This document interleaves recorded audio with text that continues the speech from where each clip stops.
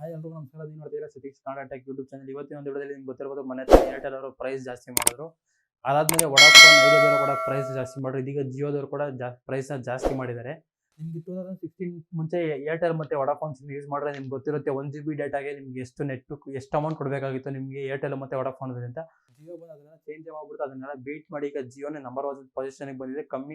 ಕಮ್ಮಿ ಪ್ರೈಸಲ್ಲಿ ಒಂದು ಒಳ್ಳೆ ನೆಟ್ ಕೊಡುತ್ತೆ ಮತ್ತು ನೆಟ್ ಸ್ಪೀಡು ಅಷ್ಟೇ ಚೆನ್ನಾಗಿದ್ದಾಗ ಬರ್ತಾ ಆದರೆ ಈಗ ಜಿಯೋದವ್ರದ್ದು ನೆಟ್ವರ್ಕ್ ಸ್ಪೀಡ್ ಕಮ್ಮಿ ಆಗ್ತಾ ಬರ್ತಿದೆ. ಬಟ್ ಪ್ರೈಸ್ ಕೂಡ ಕಮ್ಮಿನೇ ಐತಿ. ಈಗ ಮತ್ತೆ ಜಾಸ್ತಿ ಮಾಡಿದ್ದಾರೆ ಪ್ರೈಸ್ ಅಂತ ಹೇಳ್ಬೋದು.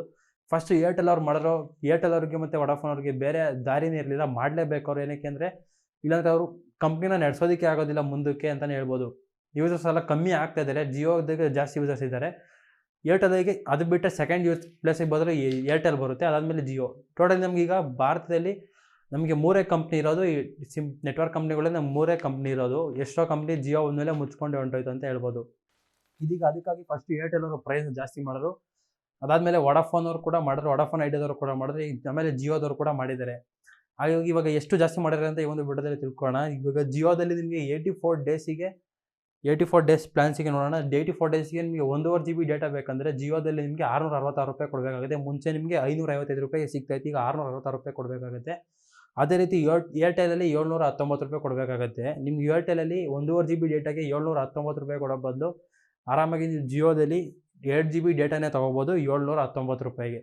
ಇನ್ನು ವಡಾಫೋನಲ್ಲಿ ಅಂತೂ ಹೆವಿ ರೇಟು ನೆಟ್ಟಿಗೆ ಅಂತ. ವಡಾಫೋನಲ್ಲಿ ಪ್ರೆಸೆಂಟಿಗೆ ನಿಮಗೆ ವಡಾಫೋನಲ್ಲಿ 1 GB ಡೇಟಾ ಬೇಕಂದರೆ 219 ರೂಪಾಯಿ ಕೊಡಬೇಕಾಗುತ್ತೆ. ಅದೇ ರೀತಿ 1.5 GB ಡೇಟಾ ಬೇಕಂದರೆ ವಡಾಫೋನಲ್ಲಿ 249 ರೂಪಾಯಿ ಕೊಡಬೇಕಾಗುತ್ತೆ. ವಡಾಫೋನ್ ಐಡಿಯಾ ಅಂತೂ ಮರ್ಜ್ ಆಗಿದ್ದಾರೆ. ಕಂಪ್ನಿ ನಡ್ಸೋಕ್ಕಾಗ್ದಿರೋದೇ ವಡಾಫೋನ್ ಐಡಿಯಾ ಜಿಯೋ ಬಂದಮೇಲೆ ಮರ್ಜ್ ಆಗಿದ್ದಾರೆ.